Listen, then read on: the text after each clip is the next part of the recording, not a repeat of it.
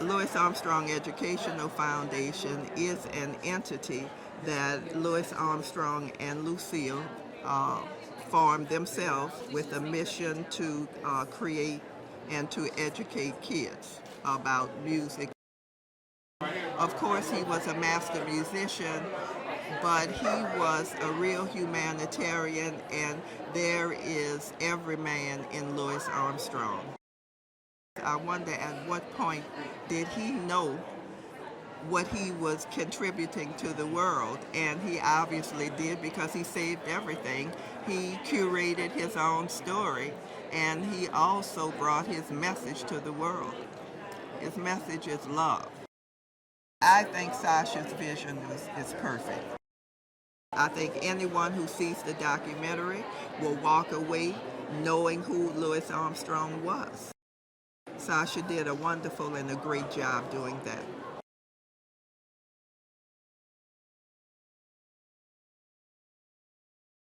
Well, he used to be called Satchel Mouth. That was his nickname, Satchel Mouth.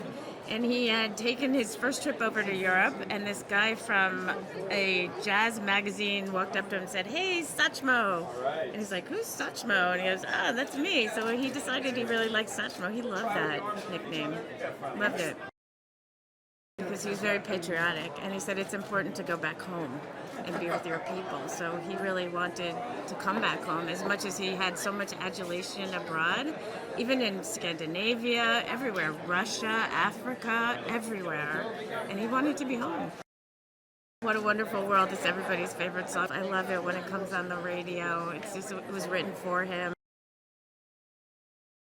Oh, I think everyone will love Louis. Yeah, they'll love him. What's not to love? It's nice to have a feel-good documentary, because so many documentaries are about really serious topics, and this one has that part of it, but it's also very much a feel-good film.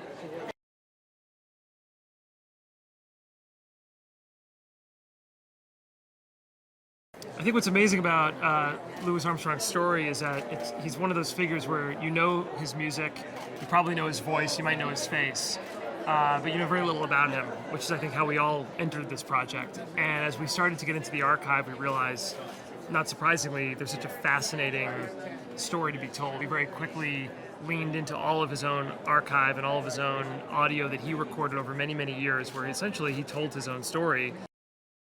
Power in his voice, power in his performance, power in his image. I think virtuosity, he's a genius, full stop, in terms of what he's been able to do musically and how he's informed. Every artist you see on a stage today can somehow draw a direct line back to what Louis did. What I love about Toronto specifically is that it's just real people who like to go see movies. The fact that it happens downtown in the city, as much as industry is here and much celebrity and Hollywood is here, it really is a festival for the people.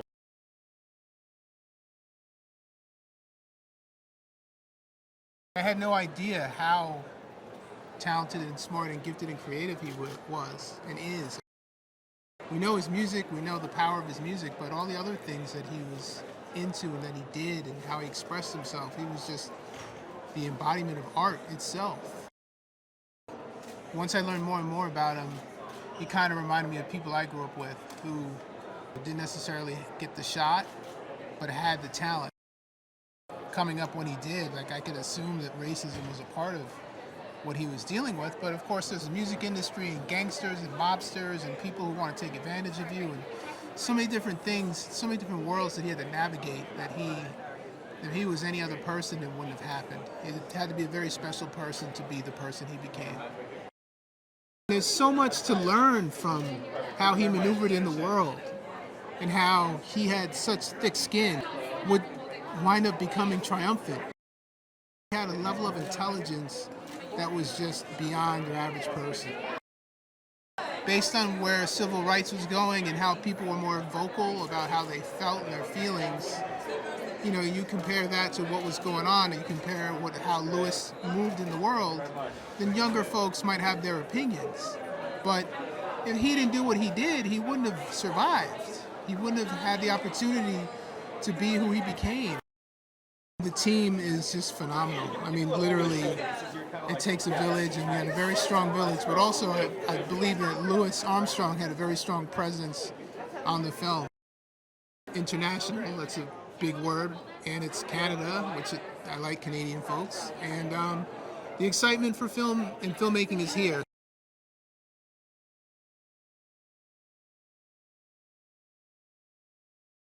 Pops was a person who never really got the credit for being the true innovator that he was. But there was nobody doing what he was doing on the trumpet. Nobody. Even to this day. What I did was I took some of the things from Black and Blue, the song itself, and some other things, harmonic progressions, and tried to use those as the emotional backdrop to some of these scenes as like a continuation from when you're hearing the composition in the documentary. People thought of him a certain way, but he was very conscious about all the social issues that were plaguing our country, very conscious about his history and what his place in history. This is the reason why we have all of these vocal recordings. One of the most powerful figures in the world of jazz. My favorite song of his is West End Blues.